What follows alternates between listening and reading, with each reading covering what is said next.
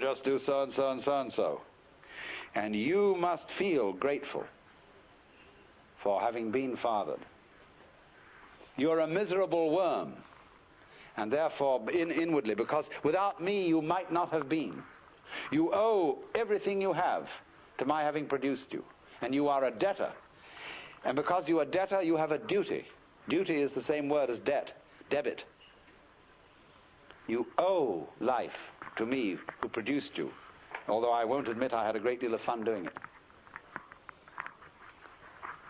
And so you must all crawl.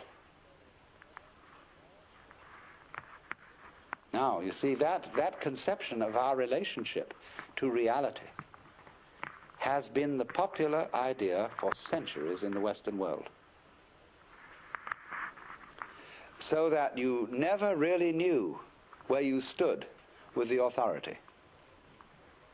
Because the authority gives you the impression that you are so bad intrinsically that at any time you ought to be punished and eaten up. And it's only a matter of mercy that you're not being eaten up. So the prayers of the Christian church are full of the idea, O Lord, we are not worthy. And since it is only of thy great mercy that we continue to survive at all, we humbly beseech thee, etc., etc. Imagine going around with that feeling about the nature of reality, that it is watching you all the time, that you're always on probation, like a released prisoner.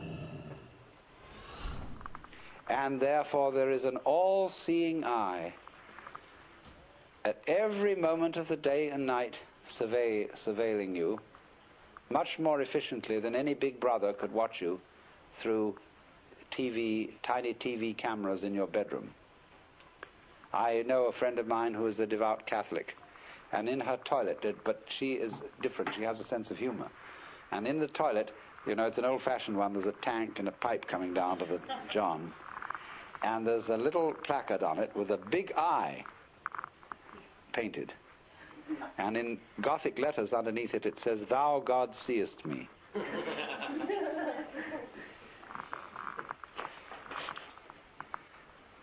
So always, everywhere, according to this mythology, there is the eye of the paternal judge watching you. Now, what can you do with a situation like that? If that's the way things really are, you don't know whether this Lord has a sense of humor, and whether you can say to him, hey, look, don't take such an advantage of me like that. Turn down that light a little. Close off your eyes sometimes. You don't need to be all that particular. You know I can't do anything to you. I can't knock you over. Why do you need to bug me all the time? The sort of attitude is too much. And so people couldn't stand it. You know, 600 years of it was enough. And it became intolerable. Really intolerable.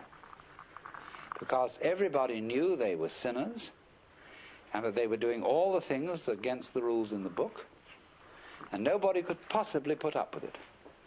So the only thing they could do to relieve themselves of this horrible father figure was to make out that the universe didn't have a father at all.